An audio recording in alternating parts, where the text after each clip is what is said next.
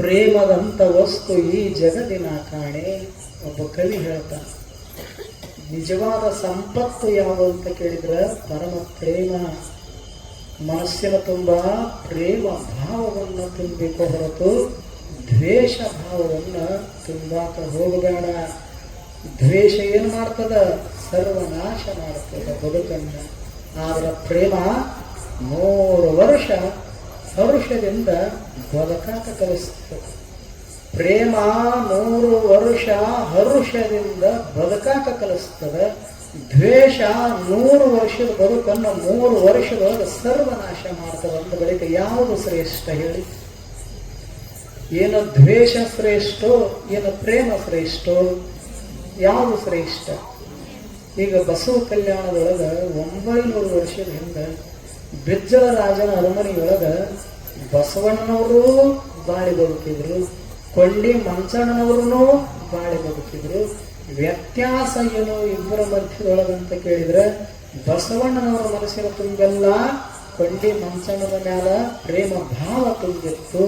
ಕೊಂಡಿ ಮಂಚಣ್ಣನವರದು ಬಸವಣ್ಣನವರ ಮ್ಯಾಲ ದ್ವೇಷ ಭಾವ ತುಂಬಿತ್ತು. ಇಷ್ಟೇ ವ್ಯತ್ಯಾಸ. ಆದ್ರ ಮೊಟ್ಟ ಮೊದಲಿಗೆ ಅರಮನೆಗೆ ಬಂದ ಬಳಿಕ ಬಸವಣ್ಣನವರು ಬಿಜ್ಜಳ ರಾಜನಿಗೆ ಶರಣಾರ್ಥಿ ಹೇಳ್ತಿರ್ಲಿಲ್ಲ. ಮೊಟ್ಟ ಮೊದಲಿಗೆ ಯಾರು ಅವ್ರನ್ನ ದ್ವೇಷ ಮಾಡ್ತಿದ್ರಲ್ಲ ಕೊಂಡಿ ಮಂಚಣ್ಣನವರು, ಅವರಿಗೆ ಶರಣಾರ್ಥಿ ಹೇಳ್ತಿದ್ರು. ಆದ್ರೆ ಒಂದು ದಿವಸನ ಸಹಿತ ಈ ಪುಣ್ಯಾತ್ಮನ ನಾ ದ್ವೇಷ ಮಾಡ್ತೀನಿ, ಇವ ನನ್ನ ಬಹಳ ಪ್ರೇಮ ಮಾಡ್ತಾನ, ನಾನು 1 ದಿವಸ ಶರಣಾರ್ಥಿ ಹೇಳಬೇಕಂತ ಅನಿಸ್ಲಿಲ್ಲ. ಯಾರಿಗೆ? ಕೊಂಡಿ ಮಂಚಣ್ಣನವರಿಗೆ. ಯಾಕೆ ಅನಿಸ್ಲಿಲ್ಲ? ಒಳಗ ಪ್ರೇಮ ತುಂಬಿಲ್ಲ, ದ್ವೇಷ ತುಂಬಿತ್ತು, ರೋಷ ತುಂಬಿತ್ತು. ಆದ್ದರಿಂದ 1 ದಿವಸ ಸಹಿತ ಮರಳಿ ಶರಣಾರ್ಥಿ ಸಮರ್ಪಣೆ ಮಾಡಲಿಲ್ಲ. ಆದರೂ ಸಹಿತ ಬಸವಣ್ಣವರಿಗೆ ಅವ್ರ ಮೇಲೆ ದ್ವೇಷ ಭಾವ ಬರಲಿಲ್ಲ. ಮಾಡಿದ್ರು ಅಟ್ಟ, ಮಾಡದಿದ್ರು ಅಟ್ಟ. ನಾನು ಮಾತ್ರ ನನ್ನ ಕರ್ತವ್ಯವನ್ನು ಮಾಡಬೇಕಂತ ತಿಳ್ಕೊಂಡು ಮೊಟ್ಟ ಮೊದಲಿಗೆ ಶರಣಾರ್ಥಿ ಸಮರ್ಪಣೆ ಮಾಡುತ್ತಿದ್ದರು ಬಸವಣ್ಣನವರು. ಅದಕ್ಕೆ ಮರಳಿ 1 ದಿವಸ ಕೊಂಡಿ ಮಂಚಣ್ಣನವರು ಮಾಡಲಿಲ್ಲ. ಯಾಕ? ದ್ವೇಷ ತುಂಬಿತ್ತು. ಬಸವಣ್ಣನವರ ಮನಸ್ಸಿನೊಳಗ ಪ್ರೇಮ ತುಂಬಿತ್ತು. ಆದ್ರೆ ಒಂದ ಅರಮನೆಯೊಳಗ, ಒಂದ ಕಾಲದೊಳಗ, ಒಂದ ನಾಡಿನೊಳಗ ಇಬ್ರು ಬಾಳಿ ಬದುಕಿ ಹೋಗಿದಾರ. ಇಂದು ಕೊಂಡಿ ಮಂಚಣ್ಣನವರ ಬಸವಣ್ಣನವರ ಇತಿಹಾಸದ ಪುಟವನ್ನು ಹೇಗ ಒಂದಿಷ್ಟು ತೆರೆದು ನೋಡಿದೇವಿ ಅಂದ್ರೆ, ದ್ವೇಷ ಮಾಡಿರತಕ್ಕಂಥ ಕೊಂಡಿ ಮಂಚಣ್ಣನವರ ಹೆಸರು ಉಳಿದಿಲ್ಲ ಜಗತ್ತಿನೊಳಗ. ಪ್ರೇಮ ಮಾಡಿರತಕ್ಕಂಥ ಬಸವಣ್ಣನವರ ಹೆಸರು ಉಳಿತು. ಅದಕ್ಕೆ ಸಾಧ್ಯ ಆದ ಮನುಷ್ಯನೇ ಮನಸ್ಸಿನ ತುಂಬೆಲ್ಲ ಪ್ರೇಮ ಭಾವವನ್ನು ಹೊತ್ತು ಬದುಕು. ಪ್ರೇಮದೊಳಗೆ ಎಷ್ಟು ಶಕ್ತಿ ಸಾಮರ್ಥ್ಯ ಇದೆ, ಎಷ್ಟು ಶಕ್ತಿ ಸಾಮರ್ಥ್ಯ ಇದೆ ಹೇಳಿ. ಬ್ರಿಟಿಷರು ಮಹಾತ್ಮ ಗಾಂಧೀಜಿಯವರನ್ನ ದ್ವೇಷ ಮಾಡಿದ್ರು. ಆದ್ರೆ ಮಹಾತ್ಮ ಗಾಂಧೀಜಿಯವರು ಸತ್ಯ, ಶಾಂತಿ, ಅಹಿಂಸೆ ಎನ್ನುವಂತ 3 ಸೂತ್ರಗಳನ್ನ ಹಿಡಿದು ಅವ್ರ ಮ್ಯಾಲ ಪ್ರೇಮ ಧಾರಿಯನ್ನು ಸುರಿದ್ರು. ಆದ್ರೆ ಕೊನೆಗೆ ಗೆದ್ದದ್ದು ಯಾರು? ಬ್ರಿಟಿಷರು ಗೆಲ್ಲಲಿಲ್ಲ. ಪ್ರೇಮ ಮಾಡಿರತಕ್ಕಂತ ಮಹಾತ್ಮ ಗಾಂಧೀಜಿಯವರು ಗೆದ್ದರು ಜಗತ್ತಿನೊಳಗ.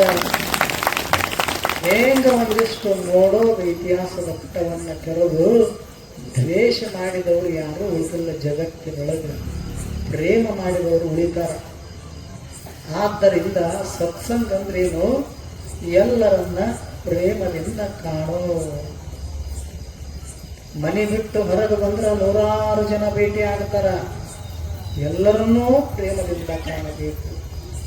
ಮನೆ ಒಳಗಿರ್ತಕ್ಕಂಥ ಸದಸ್ಯರೇನಿರ್ತಾರ, ಯಾರ್ಯಾಕಾಗಿರ್ಬೇಕ್ರಾಕ, ಅಕ್ಕ, ತಂಗಿ, ಅಣ್ಣ, ತಮ್ಮ, ಭಾವ, ಮೈದುನ, ನೆಗೆಣ್ಣಿ, ನಾವಿನಿ, ಅತ್ತಿ, ಯಾರು ಬೇಕಾದವ್ರು ಇರ್ಬೇಕ್ರಾಕ, ಎಲ್ಲರನ್ನೂ ಪ್ರೇಮದಿಂದ ಕಾಣೋ. ಈಗ ಮನೆಯೊಳಗ ಜಗಳ ನಡೀತಿರ್ತಾವ, ಅತ್ತಿ ಸೊಸಿಗೆ ಜಗಳ ನಡೀತಿರ್ತಾವ. ಎದಕ್ಕೆ ನಡೀತಿರ್ತಾವು? ಪ್ರೀತಿ ಪ್ರೇಮ ಎಲ್ಲಾರದಕ್ಕೆ ನಡೀತಾವ.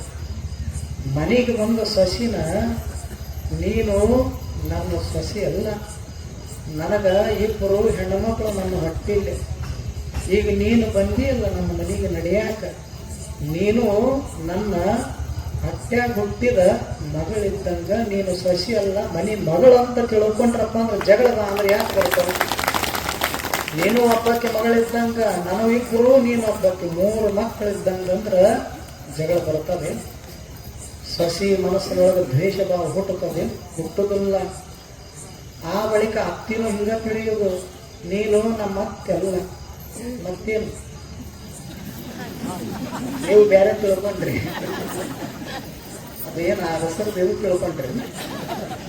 ನೀನು ನಮ್ಮ ಅತ್ತೆ ಅಲ್ಲ, ನೀನು ನನ್ನ ಹೆತ್ತ ತಾಯಿ ಇದ್ದಂಗಂತ ಹೇಳಿದ್ದೇವೆ ಅಂದ್ರೆ ಯಾವ ಅತ್ತಿ ಮನಸ್ಸಿನೊಳಗೂ ಸಸಿ ಮೇಲೆ ದ್ವೇಷ ಬರುವುದಿಲ್ಲ. ಇಷ್ಟು ತಿಳ್ಕೊಂಡು ಬದುಕುವುದಲ್ಲ. ನಮಗೆ ತಿಳಿದಂಗ ನಾವು ಬದುಕಿದ್ರೆ ಬದುಕಲ್ಲದು. ಬದುಕಂದ್ರೆ ಈಗ ಬದುಕಬೇಕಂತ ಪ್ರಾಯೋಗಿಕವಾಗಿ ನಮಗಿಂತ ಪೂರ್ವದೊಳಗೆ ಸಂತರು, ಶರಣರು, ಜ್ಞಾನಿಗಳು, ಅನುಭವಿಗಳು ಬದುಕಿ ಬಾಳಿ ತೋರಿಸಿಕೊಟ್ಟು ಹೋಗಿದ್ದಾರೆ. ಅಂಥವ್ರು ಒಂದಿಷ್ಟು ನೋಡಿ ಕಲಿಯೋದಲ್ಲ. ಉತ್ತರ ಭಾರತದೊಳಗ ಹರಿದಾಸ್ ಅಂತ ಒಬ್ಬ ಶ್ರೇಷ್ಠ ಸಂತರು. ಅವರು ಸಂಗೀತಜ್ಞರು. ಅವರು ಶಿಷ್ಯ ತಾನಸೇನ. ಅಕ್ಬರ್ ಬಾದಶಾಹನ ಅರಮನೆಯೊಳಗ ಶ್ರೇಷ್ಠ ಸಂಗೀತಜ್ಞ ಯಾರು? ತಾನಸೇನ. ಎಷ್ಟು ಸಂಗೀತದೊಳಗ ಪಂಡಿತ ಇದ್ದ, ಎಲ್ಲವುಗಳನ್ನ ತಿಳ್ಕೊಂಡಿದ್ದ, ಜ್ಞಾನಿ ಇದ್ದ ಅಂತ ಕೇಳಿದ್ರ ಆ ತಾನಸೇನ ಮೇಘರಾಗ ಹಾಡಿದ್ರ ಮಳಿ ಸುರಿತಿತ್ತು. ದೀಪರಾಗ ಹಾಡಿದ್ರ, ರಾಗದ ಹೆಸರು ದೀಪರಾಗ ಹಾಡಿದ್ರ ದೀಪ ಹೊತ್ತುತ್ತಿತ್ತು. ಅಷ್ಟು ಅದ್ಭುತವಾಗಿರತಕ್ಕಂತಹ ಶ್ರೇಷ್ಠ ಸಂಗೀತಜ್ಞ ಯಾರು? ತಾನಸೇನ. ಇಂಥ ತಾನಸೇನನಿಗೆ ಸಂಗೀತ ಕಲಿಸಿಕೊಟ್ಟವರು ಯಾರು? ಹರಿದಾಸ್. ಅಂತ ಹರಿದಾಸರು ಒಂದು ದಿವಸ ಒಂದು ಊರಾಗ ಹೊರಟಿದ್ರು. ಹೋಗುವಾಗ ಇವರನ್ನ ದ್ವೇಷ ಮಾಡುವಂಥವ್ರು 4 ಜನ ಇದ್ರು ಆ ಊರಾಗ. ಅವರು ಕಟ್ಟಿ ಮೇಲೆ ಕೂತಿದ್ರು. ಅದ ಊರಾಗ ನಡ್ಕೋತ ಹೊರಟಿದ್ರು ಹರಿದಾಸರು. ಇವ್ರನ್ನ ಕಂಡ್ರ ಆ 4 ಜನರಿಗೆ ಆಗಿ ಬರುತ್ತಿದ್ದಿಲ್ಲ. ಅವರು ಇಂದ ನಮ್ಮ ಊರಾಗ ಹರಿದಾಸ ಹೊರಟನಂತ ತಿಳ್ಕೊಂಡು ಆ ಹರಿದಾಸರ ಹಿಂದೆ ಬೆನ್ನು ತಗೊಂಡು ಹೊರಟರು. ಅವಾಗ ತಕರಾರು ಮಾಡಿದ್ರು 4 ಜನ. ನೋಡು ಹರಿದಾಸ, ನಮ್ಮ ಊರಾಗ ಹೊರಟಿದಲ್ಲ, ನೀ ಹಾಡಂಗಿಲ್ಲ, ಸುಮ್ಮನೆ ಹೋಗ್ಬೇಕು. ಹಾಡಿದಿ ನಾವೇನು ಮಾಡ್ತೀವಿ ನಮಗೆ ಗೊತ್ತಿಲ್ಲ, ನಮ್ಮ ಊರಾಗ ನೀ ಹಾಡತಕ್ಕದ್ದಲ್ಲ ಅಂತ ತಕರಾರು ಮಾಡಿದರು. ಅವಾಗ ಹರಿದಾಸರು ಆಯಿತು ಅಂತ ತಿಳ್ಕೊಂಡು ಹೇಳಿದ್ರು. ಮುಂದೆ 10-20 ಹೆಜ್ಜೆ ಹೋಗಿದ್ರು. ಹಾಡುಗಾರರಿಗೆ ಯಾವಾಗ ಮೂಡ್ ಬರ್ತದ ಹಾಡಾಕ, ಯಾವಾಗಾದ್ರೂ ಜರಿ ಬರ್ತದ ಹೇಳಾಕ ಬರುವುದಿಲ್ಲ. ಅವ್ರು ಹಾಡೋರು ಯಾವಾಗಲೂ ಹಾಡ್ಕೋತಾನೆ ಇರ್ತಾರೆ. ಮಂದಿ ಇರ್ಲಾರ್ದಾಗ ಹಾಡಬೇಕು, ಇದ್ದಾಗ ಹಾಡಬೇಕು, ಹಿಂಗೆ ನಿನ್ನ ಹಾಡು ಬಂದಾಗ ಹಾಡಿ ಕಡಿಗೆ ಆಗಿಬಿಡ್ತಾರೆ. ಅವಾಗ ಇವರು ಯಾವಾಗ 4 ಜನ ನಮ್ಮ ಊರಾಗ ಹಾಡಬಾರ್ದು ಅಂತ ತಕರಾರು ಮಾಡಿದ್ರಲ್ಲ, ಆಯ್ತಂತ ತಂದಿದ್ರು. ಮುಂದೆ 10-20 ಹೆಜ್ಜೆ ಹೋಗ್ಬಿಡ್ದ ಮತ್ತೆ ಹಾಡದಂತ ಹಾಡಕ್ ಶುರು ಮಾಡಿದ್ರು. ಮತ್ತೆ ಬಂದು ಇವ್ರಂದ್ರು, ಈಗ ನಿನಗೆ ಹೇಳಿವಿ ಹಾಡಬೇಡ, ನಮ್ಮೂರು ಸೀಮೆ ದಾಟತನ ಹಾಡಂಗಿಲ್ಲ. ಹಾಡಿದಂದ್ರ ನಿನ್ನ ಗತಿ ಬದಲಾಗ್ತದ, ಅದಕ್ಕೆ ಹೇಳ್ತೀವಿ ಸರಿಯಾಗಿ ಕೇಳು, ಹಾಡಬೇಡ ಅಂದ್ರೆ. ಆಯ್ತಂತ ಹೇಳಿದ್ರು ಹರಿದಾಸರು. ಮುಂದೆ 10-20 ಹೆಜ್ಜೆ ಹೋಗಿದ್ರು. ಮತ್ತೆ ಹಾಡ ತುಂಬಿವಂತ, ಎದೆ ತುಂಬಿವಂತ, ಮತ್ತೆ ಹಾಡಕ್ಕೆ ಪ್ರಾರಂಭ ಮಾಡಿದ್ರು. 2 ಸರ್ತಿ ಹೇಳಿದ್ರು. 3ನೇ ಸರ್ತಿ ಬಂದು ಹೇಳಿದ್ರು. ಆಯ್ತಂದಿದ್ರು. ಮತ್ತೊಂದಿಷ್ಟು 100-200 ಮೀಟರ್ ಹೋಗಿದ್ರು. ಮತ್ತೆ ಹಾಡಕ್ಕೆ ಶುರು ಮಾಡಿದ್ರು. ಆವಾಗ 4 ಜನಗಳಿಗೆ ಸಿಟ್ಟು ಬಂತು.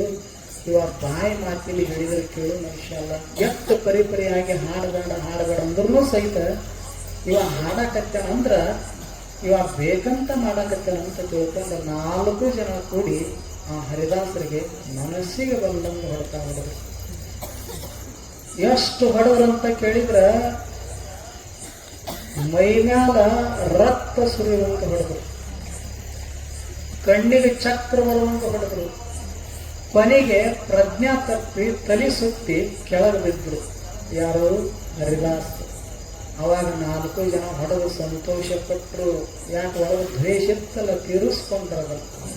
ತೀರಿಸ್ಕೊಂಡು ಅಂದ್ರು. ಇನ್ನು ಬಹುತೇಕ ಸತ್ತು ಹೋಗ್ತಾನಂತ ತಿಳ್ಕೊಂಡು 4 ಜನ ಹೊಡಿತಾನ ಹೊಡೆದು ಹೋದ್ರು. ಅವಾಗ ಕೊನೆಗೆ ನಿರ್ಣಯ ಮಾಡಿದ್ರು, ಇಲ್ಲೇ ಬಿಡೋದು ಬೇಡ, ಊರಾಗ ಬಿಟ್ರೆ ನಮ್ಮ ಮ್ಯಾಲ ಅಪವಾದ ಬರ್ತದ ಅಂತ ತಿಳ್ಕೊಂಡು 4 ಜನ ಈ ನೀರೊಳಗೆ ತೆಪ್ಪ ಅಂತ ತೀರ್ತಾವ. ತೆಪ್ಪ ಒಂದು ತೆಪ್ಪದ ಮ್ಯಾಲ ಆ ಹರಿದಾಸರನ್ನು ಮಲಗಿಸಿ ಹೇಂಗ ಹೊಳಿ ಒಳಗೆ ಬಿಟ್ಟರು. ತೆಪ್ಪ ಮುಂದೆ ತಿಳ್ಕೋತ ಹೋಯ್ತದ. ಮುಂದಿನ ಊರಾಗ ಈ ಹರಿದಾಸರಿದ್ರಲ್ಲ, ಇವರು ಶಿಷ್ಯರ ಆ ಹೊಳಿ ಒಳಗ ಸ್ನಾನ ಮಾಡಕತ್ತಿದ್ರು. ದೂರದಿಂದ ತೆಪ್ಪ ತೇಲಿ ಬರುವುದನ್ನ ಇವರು ಶಿಷ್ಯರು ನೋಡಿದ್ರು. ನೋಡಿ ತೆಪ್ಪದ ಮ್ಯಾಲ ಯಾವುದೋ ಒಂದು ಹೆಣ ತೇಲಿ ಬರಾಕತ್ತದಂತ ಗಮನಿಸಿ ಅವರು ಸಮೀಪಕ್ಕೆ ಬಂದು ನೋಡ್ತಾರ. ಬೇರೆ ಯಾರು ಅಲ್ಲವರು, ಇವರು ಪರಮ ಗುರುಗಳಿದ್ರು. ಅಷ್ಟು ಪ್ರೇಮ ಗುರುಗಳ ಮ್ಯಾಲ ಶಿಷ್ಯರು. ಅವ್ರಿಗೆ ಆಶ್ಚರ್ಯ ಆಯಿತು. ಮೈಯೆಲ್ಲ ರಕ್ತ ಸಿಕ್ತಾಗ್ಯದ, ಮೂರ್ಛೆ ಹೋಗ್ಯದ, ಪ್ರಜ್ಞೆ ಇಲ್ಲ, ಏನು ಮಾಡೋದು? ಇದಕ್ಕೆಲ್ಲ ಕಾರಣ ಯಾರಂತ ಅವ್ರಿಗೆ ದ್ವೇಷ ಬಂತು. ಯಾರಿಗೆ? ಶಿಷ್ಯರಿಗೆ. ನಮ್ಮ ಗುರುಗಳು ಒಂದು ಇರುವಿಗೆ ಸಹಿತ ನೋವು ಮಾಡುವಂಥವರಲ್ಲ. ಮತ್ತು ಇಂಥ ಶ್ರೇಷ್ಠ ಗುರುಗಳನ್ನು ಯಾರಿಗೂ ಮನಸ್ಸಿಗೆ ನೋವು ಮಾಡುವಂಥವ್ರಲ್ಲ. ಹಾಡ ಹಾಡಿ ಇನ್ನೊಬ್ಬರಿಗೆ ಸಂತೋಷ ಕೊಟ್ಟ ಗುರುಗಳು ಇಂಥವ್ರಿಗೆ ದುಃಖ ಕೊಟ್ಟವ್ರು ಯಾರು? ಅವ್ರನ್ನ ಬಿಡಬಾರ್ದು ಅಂತ ತಿಳ್ಕೊಂಡು ಶಿಷ್ಯರ ಅಂತರಂಗದೊಳಗೆ ದ್ವೇಷ ತುಂಬಬೇಕು. ಆವಾಗ ಅವ್ರಿಗೆ ಮುಖಕ್ಕೆ ಒಂದಿಷ್ಟು ನೀರು ಚೆಲ್ಲಿ ಅವ್ರನ್ನ ಎಚ್ಚರಗೊಳಿಸಿ ಶಿಷ್ಯರೆಲ್ಲರೂ ಕೂಡಿ ಉಪಚಾರ ಮಾಡಿದರು. ಉಪಚಾರ ಮಾಡಿದ ಬಳಿಕ ಮೈಯೆಲ್ಲ ರಕ್ತ ಸಿಕ್ತಾಗಿತ್ತಲ್ಲ, ಅದನ್ನೆಲ್ಲ ಬಟ್ಟೆ ತಗೊಂಡು ಒರೆಸಿ ಮುಖಮಜ್ಜನ ಮಾಡಿಸಿ ಅವ್ರಿಗೊಂದಿಷ್ಟು ಉಣಿಸಿ ತಿನಿಸಿ ಕುಡಿಸಿ ಅವಾಗ ಬಹಿರ್ಮುಖ ಆದ ಬಳಿಕ ಪ್ರಜ್ಞೆ ಬಂದ ಬಳಿಕ ಶಿಷ್ಯರು ಕೇಳ್ತಾರ, ನೋಡು ನಿಮ್ಮನ್ನ ಹೊಡೆಯುತನ ಹೊಡೆದು ತೆಪ್ಪದೊಳಗೆ ತೇಲಿ ಬಿಟ್ಟಿದ್ರು. ನೀವು ಆ ಊರಿನಿಂದ ನಮ್ಮೂರಿಗೆ ತೆಗೆದುಕೊಂಡು ಬಂದಿರಿ. ಮತ್ತು ನಿಮಗೆ ಇಷ್ಟು ಹಿಂಸೆ ಕೊಟ್ಟವ್ರು ಯಾರು? ಇಷ್ಟು ತ್ರಾಸು ಕೊಟ್ಟವ್ರು ಯಾರು? ನಮಗೆ ಹೇಳಿ ಗುರುಗಳೇ, ನಾವು ಅವ್ರನ್ನ ಬಿಡುವುದಿಲ್ಲ, ಅವ್ರನ್ನ ಮುಗಿಸೇ ತೀರ್ತೀವಿ. ನಿಮ್ಮ ಮ್ಯಾಲ ಕೈ ಎತ್ತಾರ ಅಂದ ಬಳಿಕ ನಮ್ಗೆ ತಾಳಕ್ಕಾಗೋದಿಲ್ಲ. ಅವ್ರನ್ನ ಏನಾದರೂ ಮಾಡಿ ನಿಮಗೆ ಹಿಂಸೆ ಕೊಟ್ಟರಂದ್ರೆ ನಾವು ಹಿಂಸೆ ಕೊಟ್ಟ ತೀರ್ತೀವಿ. ನಿಮಗಾದ ಗತಿಯನ್ನು ಅವರಿಗೂ ಮಾಡ್ತೀವಿ ಅಂತ ಶಿಷ್ಯರು. ಇವರೊಳಗೆ ದ್ವೇಷ ತುಂಬಿರ್ತಲ್ಲ ಶಿಷ್ಯರ ಮಧ್ಯದೊಳಗೆ. ಅವಾಗ ಎಂಥ ಹರಿದಾಸರು ಒಂದು ಚಲೋ ಮಾತು ಹೇಳ್ತಾರೆ ಹರಿದಾಸರು. ನೋಡಿ, ನೀವ್ಯಾರು ಗೊತ್ತದ? ನೀವ್ಯಾರು? ಹರಿದಾಸನ ಪರಮ ಶಿಷ್ಯರಿಗೆ. ನನಗೆ ಮೂರ್ಛೆ ಹೋಗುವಂಗ ರಕ್ತ ಸಿಕ್ತಾಗುವಂಗ ಏನು ಹೊಡೆದಾರ ಅಂತಿರಲ್ಲ, ಹೊಡೆಸ್ಕೊಂಡವ ನಾನು. ನನಗ ಅವ್ರ ಮ್ಯಾಲ ದ್ವೇಷ ಇಲ್ಲ, ಮತ್ತು ನೀವು ದ್ವೇಷ ಮಾಡ್ತೀರಿ ಅಂದ್ರೆ ನೀವು ನನ್ನ ಶಿಷ್ಯರಲ್ಲ ಅಂದ್ರೆ ಹರಿದಾಸರು. ಹಾಗಾದ್ರೆ ನಾವೀಗ ಏನು ಮಾಡ್ಬೇಕು ಅಂದ್ರೆ ಶಿಷ್ಯರು ಏನು ಮಾಡ್ಬೇಕು? ದ್ವೇಷ ಅವ್ರು ಮಾಡಿದ್ರೆ ಮಾಡವಲ್ರಿ ಅಕ್ಕ, ನಾವು ದ್ವೇಷ ಮಾಡಿದ್ರೆ ಅವ್ರಂಗಾಗ್ತೀವಿ. ವ್ಯತ್ಯಾಸಗಳಿದ್ರೆ ನೋಡಿದ್ರೆ ನಮಗೂ. ನೀವು ಮಾಡೋದಿತ್ತಂದ್ರೆ ಅವ್ರನ್ನ ಪ್ರೇಮ ಮಾಡಬೇಕಂದ್ರೆ ಅವ್ರ ಹರಿದಾಸರು. ಮಾಡೋದಿತ್ತಂದ್ರೆ ನೀನು ಪ್ರೇಮ ಮಾಡಬೇಕು ಹೊರತು ದ್ವೇಷ ಮಾಡಕ್ಕೆ ಹೋಗಲಾರದಂತ ಹರಿದಾಸರು ಸ್ವತಃ ಶಿಷ್ಯರಿಗೆ ಉಪದೇಶ ಮಾಡಿದರು. ಕಾರಣ ಪ್ರೇಮಳ ಸಂತರವರು ಯಾರು? ಹರಿದಾಸರು. ಹಾಗೆ ಜಗತ್ತಂದ ಬಳಿಕ ಕೆಲವರು ಅಂತಿರ್ತಾರೆ, ಆಡ್ತಿರ್ತಾರೆ, ಏನೇನೋ ಅಲ್ಲ ಸಲ್ಲದ ನಿಂದೆ ನುಡಿಗಳನ್ನು ಆಡ್ತಿರ್ತಾರೆ.